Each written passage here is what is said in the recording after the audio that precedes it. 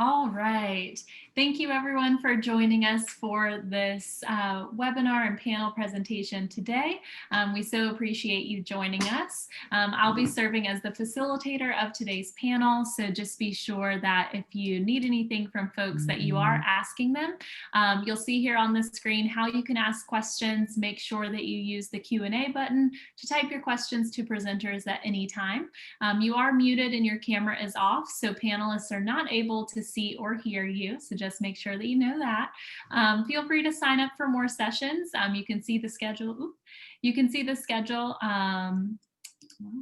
There you go, at strivescan.com/Virginia, and a recording will be available of this. So you'll be able to access this at any time or pass it along to anybody who may need it. And so please make sure to ask any questions you may have, and I'll go ahead and pass it over to our presenters.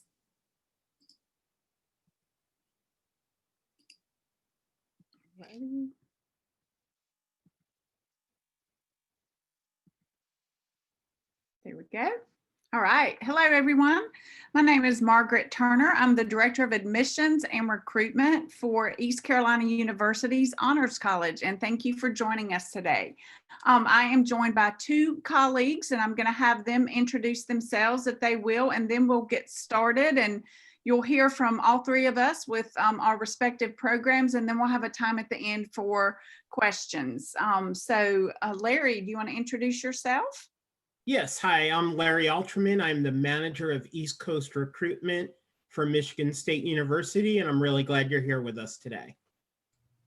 Good afternoon. My name is Adam Ray. I'm an assistant director in our Office of Undergraduate Admissions at Western Carolina University, and I'm also delighted to spend some time with you this afternoon. All right, thank you. All right, so honors colleges and honors programs are special and unique programs within public and private universities that include, among other things, supplemental or alternative curriculum and non-curriculum programs, special access, and scholarships. Many honors programs and colleges include opportunities such as undergraduate research, internships, service learning, alumni connections, and study abroad offerings. It is important to research the offerings that each program or college has. It is also important to understand minimum requirements that determine eligibility to apply, as well as noting important deadlines. Today, you will hear from the three of us as program representatives, and then as I indicated, we'll have time to answer your questions following our presentation. So I am going to start. Just go in here. All right, so East Carolina University is actually located in Greenville, North Carolina, which is near the coast. We were founded in 1907 as a teacher's college, but we now offer over 84 bachelor's degrees and 70 master's degrees and multiple doctoral programs. We have nearly 29,000 students. So we do have an honors college at ECU, and every year we bring in 200 freshmen as part of our honors college.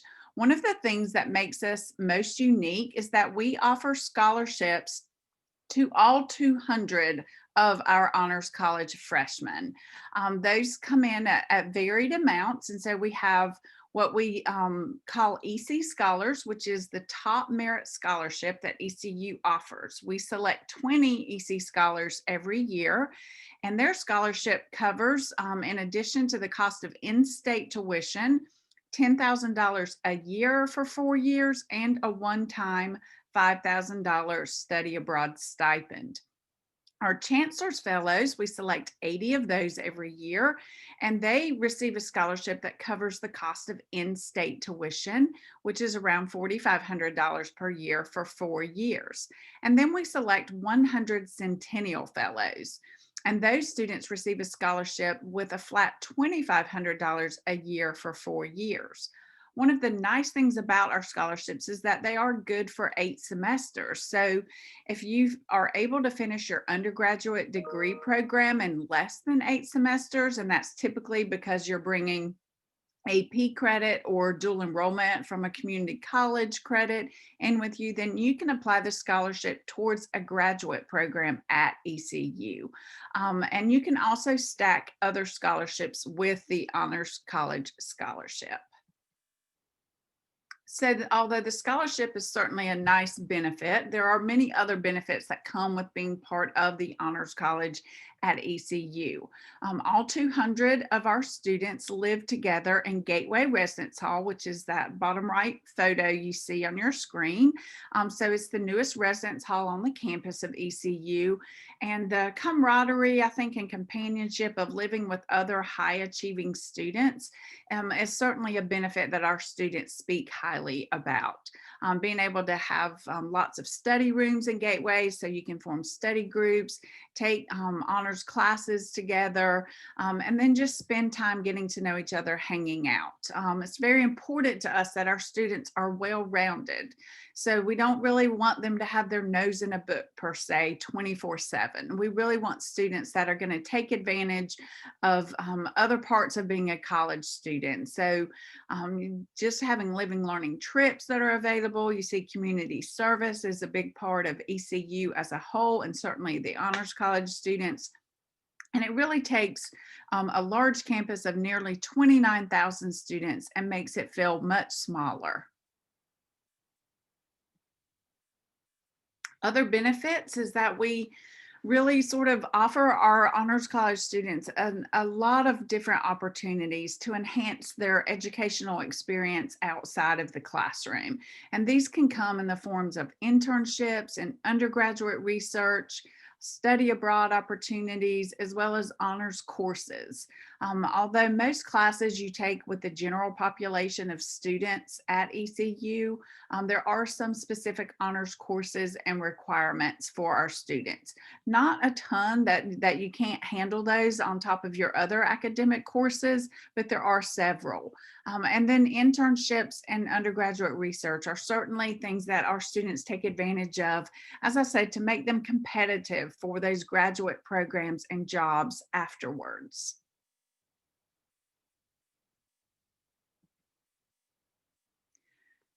Also, a unique program that we offer once you're eligible to apply to the Honors College is what we call early assurance. So if you have an interest in a health science field, such as medicine, nursing, physical therapy, or audiology, then you're eligible to apply as an early assurance scholar. If you're selected, and they do require interviews, then you have guaranteed admission, for example, to our Brody School of Medicine as an incoming freshman to ECU. You don't have to take the MCAT. If for physical therapy, for example, no early graduate entry exams are required. That spot is guaranteed yours as an incoming freshman. So for our School of Medicine, we select 4 and 4 alternates every year: nursing 2 to 3, physical therapy 2 to 3, and audiology 1 to 2. So this is certainly a unique course offering that we offer as part of our Honors College. So how to apply? You have to apply to ECU as a regular student, and you must do so before November 25th. If you meet our 3.5 unweighted GPA or a 4.0 weighted GPA requirement, then you would be invited to apply to the Honors College. We are test optional, and we're operating as test blind this year. So even if you have submitted test scores, we will not take those into consideration. We want to make sure the playing field is even for those students that were not able to test at all this year because of COVID, or were not able to retest. So once you, ECU actually does what we call rolling admissions. So our general admissions team reviews applications as they come in and makes decisions. So after you apply to ECU, you typically hear your results within 2 to 3 weeks. And if you meet those GPA requirements, you would receive your invitation to apply to the Honors College. So you have the eligibility to apply for the Honors College, our EC Scholar, that top merit scholarship program, and early assurance if you're interested. And all of those applications are housed in ECU Award, which is our scholarship portal. You have until December 16th to complete those parts of the application. Then our notifications for who was selected to be part of our freshman cohort of 200 students are made by the end of January 2021, and you have until April to make that commitment to us for next year. If you have any questions, you can reach out to me at turnerm@ecu.edu, and I'm happy to answer your questions. All right, so now we will hear from Mr. Alterman from Michigan State. Well, thank you very much. And again, my name is Larry Alterman, and I'm from Michigan State University. And I'm excited to talk with you about our Honors College. And if we can go to the next slide, please, that would be great. So let's talk about Honors College and how Honors College at Michigan State fits within the larger university.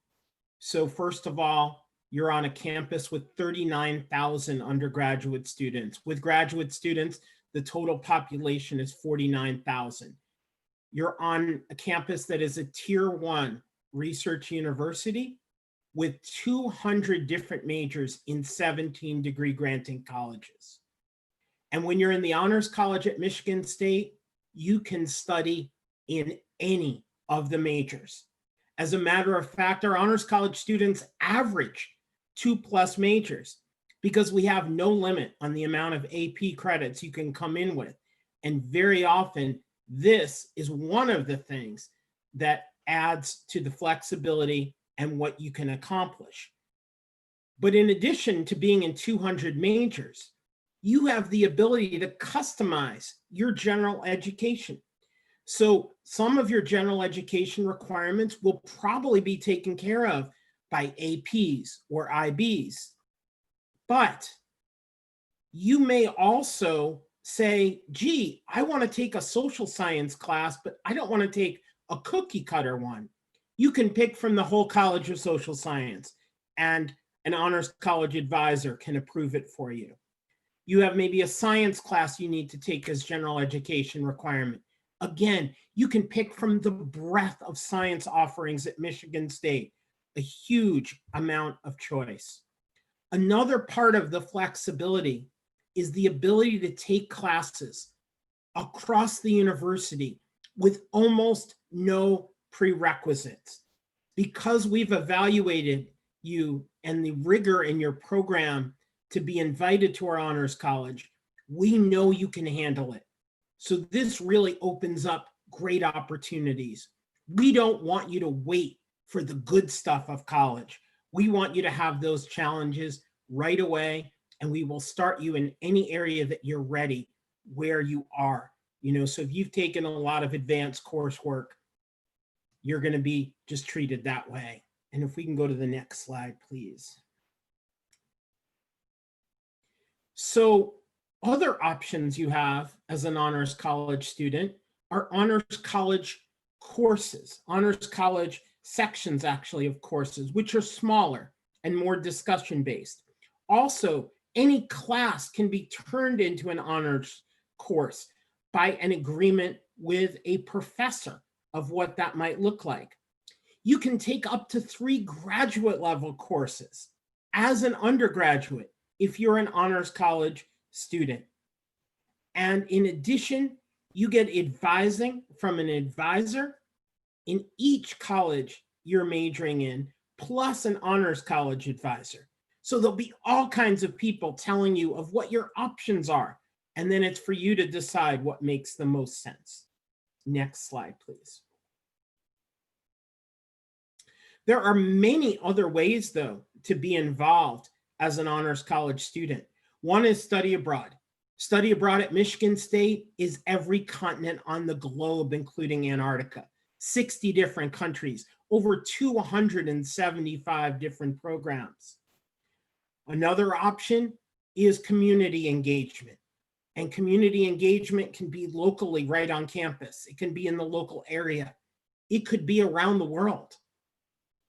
Undergraduate research is a major part of our academic culture at Michigan State and a major part of Honors College. There are even some students who come in to Michigan State with a professorial assistantship, where they have guaranteed paid research in an area they're interested in. It does not even have to be consistent with what your major or majors are, but we want you to be able to get involved in research right away. And I've had students who have been involved with research within 2 weeks on campus, with a professor, with graduate students, with postdocs via Skype, with upperclassmen, and right away, 18-year-old freshmen, you're in a fully formed research group. Okay, next slide, please. Now, there are many organizations within Honors College you can be part of.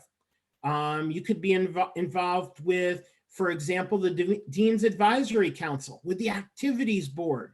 You can also be involved with helping to recruit other students.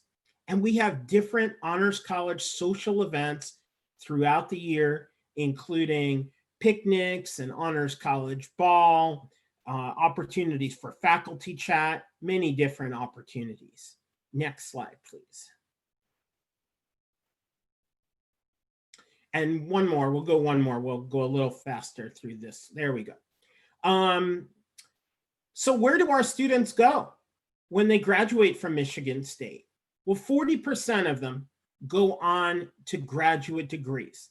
And I think some of this is because when you're talking about students of the level you are, very often you have plans for the future.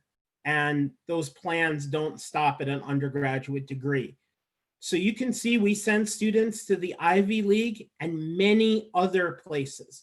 I actually don't even see it here on this slide, but I have a student who just graduated who's at Columbia this year. And you can see in terms of work, we send them to everywhere from GM to Deloitte to the federal government to state governments, all kinds of different options. So when you leave Michigan State, you are very employable. And also each of our colleges has their own career center. So they will get you involved in internships right away. Okay, next slide, please. And we do have a lot in the way of scholarships. Scholarships for Honors College can go up to a full ride. That's tuition, room and board, spending money, even paid research.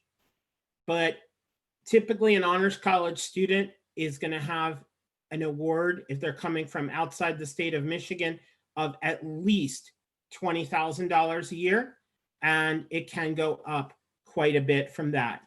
But in addition, we have lots of other opportunities for scholarships, for research, for study abroad. Also, there are many scholarships as well within the different colleges. And next slide, please. So in terms of admission, our Honors College at Michigan State is invitation only. Honors College starts their review after a student is admitted to Michigan State.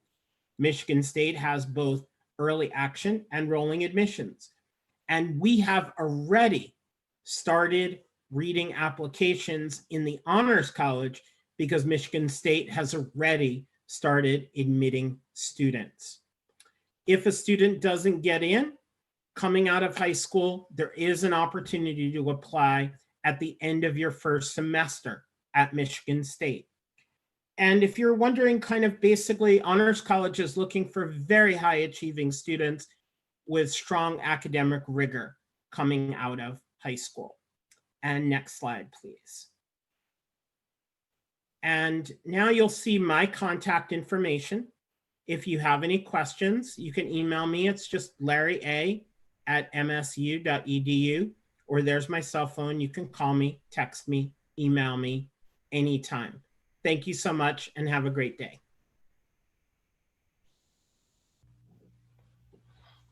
Good afternoon again. My name is Adam. For those of you just tuning in to this particular session, I work in our undergraduate admission office at Western Carolina University. And a couple of quick facts about Western. We are a member of the University of North Carolina system. We are the westernmost school in the state of North Carolina, and we are settled in the heart of the Appalachian mountain chain. So now let's spend some time talking about the Honors College at Western Carolina University. Recently, due to the generosity of some alumni, we were able to rename the Honors College to the Brinson Honors College. It is the first and one of the largest residential programs in the University of North Carolina system. It houses 1,300 plus honors students, and I am actually an alumni of Western and graduated from the Honors College. So I'm going to be weaving in some personal experience into the presentation that I've prepared for you all this afternoon. We are top 10 in national undergraduate research, and more specifically in the National Conference on Undergraduate Research, which is a multidisciplinary opportunity for students across the United States to present their research. We have placed in the top 10 contributors for the past decade and more. I had the chance to travel to participate in this event on 2 separate occasions and actually received funding for both of them. I traveled to Utah and presented outside of Salt Lake City, and La Crosse, Wisconsin.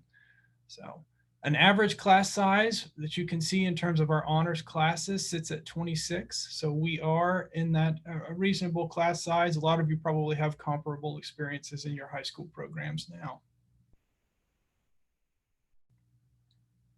In terms of the benefits from being a part of the Brinson Honors College at Western Carolina, you will have access to priority registration. What that means is if you are coming in, let's say you have no dual enrollment credit. If you're coming in and you've been admitted into the Honors College, whenever the next semester's course offerings are made available, you will have access to them before non-honors seniors, non-honors juniors, and non-honors sophomores. And if you're looking for certain electives that you really would like to take, or there's some major specific classes that you've been given permission to take, you'll have first crack at them, and that can be huge. If you're coming in with dual enrolled credits, this priority registration can also benefit you. If you're coming in with an associate, you'll have your first 2 years out of the way. But if there's upper level perspective courses or even major specific courses that are offered on a rotational basis, you'll have access to them. You also have access as an admitted candidate to the Honors College to Honors College specific scholarships. These are the Brinson Honors College Scholars opportunities.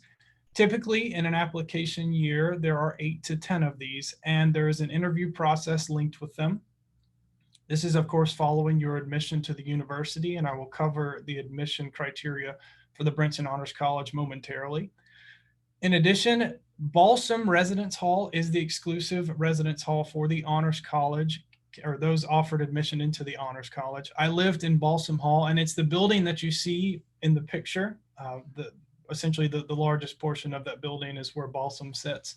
I lived there for 4.5 years as an undergraduate student and was actually employed as a resident assistant in that residence hall and thoroughly enjoyed that experience. In addition to that, our Honors College has a student group or a student organization referred to as the Honors Board. And these are members of the Honors College, obviously, but they do a lot of programming initiatives for the students who live in the Honors College and on the campus in general. And in addition to that, they link these students with community engagement opportunities and so much more. And it's an extremely valuable opportunity for Honors College students.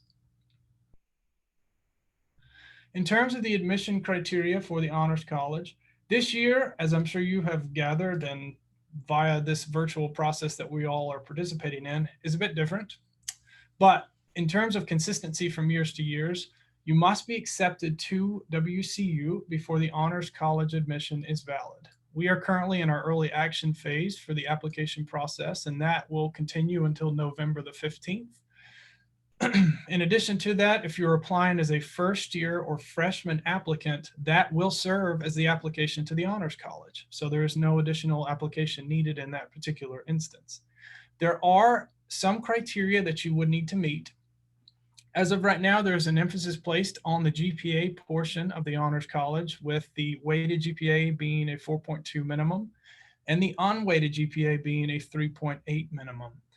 In addition to that, if your high school does class rank, if you fall within the top 10%, that is also a criteria that is linked to the Honors College process. But because not all high schools rank their population of students, this is essentially, you must at least meet one of these criteria to be eligible. And the more that you meet, the more likely you are to be admitted. Let's say, for example, you're unable to get admittance into the Honors College as a student coming to Western in your first semester. You may apply in your second semester and beyond, and then the emphasis of the review will be on your college coursework, where 3.5 or higher is the base point of the review. And in addition, if many of you are looking to transfer to Western Carolina University and take advantage of this opportunity, you may do so. And then once again, the emphasis of the review is going to be on your college coursework. If you are looking to gather some more information on the Honors College, you may do so by visiting honors.ecu.edu. On the slide, there is a couple of pictures. Our Imagine magazine is the production that our Honors College students and population creates in any given academic year, where they showcase the wonderful work that graduates and then current students are doing within the Honors College. In addition to that, your completion of the 24 hours of honors credit courses, which you'll be placed in at least 1 hour or one class of a 3-hour class with honors credit in any given semester until you hit that 24 before graduating. Once you do so, you'll be given the Honors College medallion that you may wear at your graduation ceremony. You're also one of the first groups of students who walk across the stage on that very important day.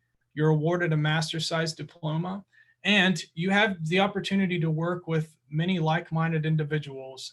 If you're attending this particular session and you're a high aspiring student, I can tell you from personal experience that that population exists here at Western, and it's a great population to work with and be a part of. So thank you for your time, and I'll include my contact information in the Q&A box because it looks like I wasn't able to include that in the session or the slides that I created. So.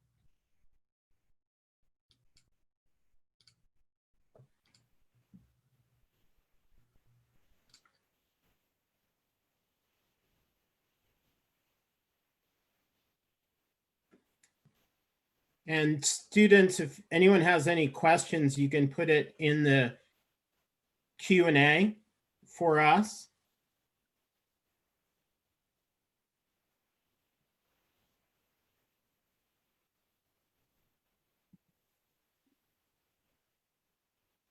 We must have done a great job.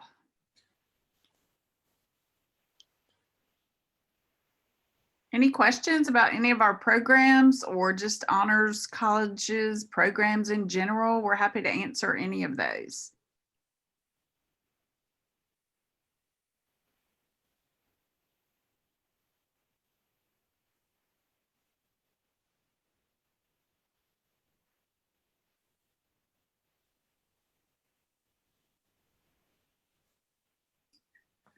All right, well, I will take that as a sign that they did a great job and have answered all your questions today. If you do think of anything else, oh, we've got a couple questions actually popping up. Yep. Let's answer those. How many students in the program? So I guess we'll each answer that if that works. At Michigan State, we bring in roughly 700 students a year into the Honors College. And Margaret, what about at East Carolina? We bring in 200 freshmen every year into the Honors College. Great. And what about you, Adam, at Western Carolina? So there's not a set number in any given year. I mentioned that we currently house around 1,300 students, and that's across all years and of the population that currently exists on campus. So the number fluctuates. It's just depending on who's admissible in any given academic year. Okay. And then the next question is, what is the average IB score accepted for credits? So I know at Michigan State, it is the higher level. It is 6s or 7s. And if you happen to be taking APs, in most cases, it's a 4 or higher for Michigan State. Margaret, what about at East Carolina?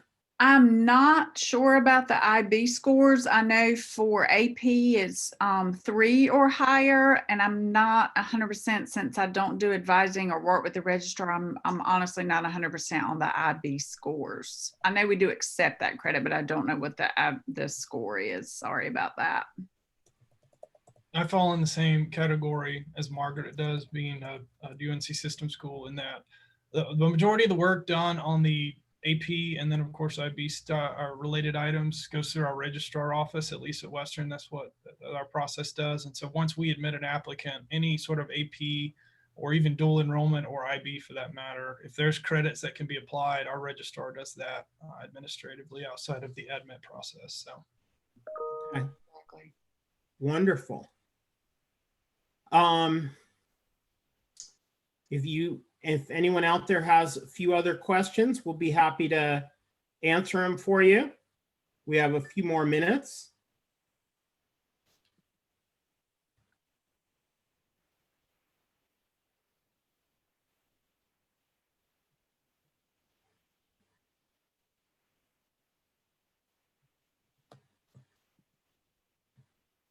Okay. All right. Thanks for joining us today.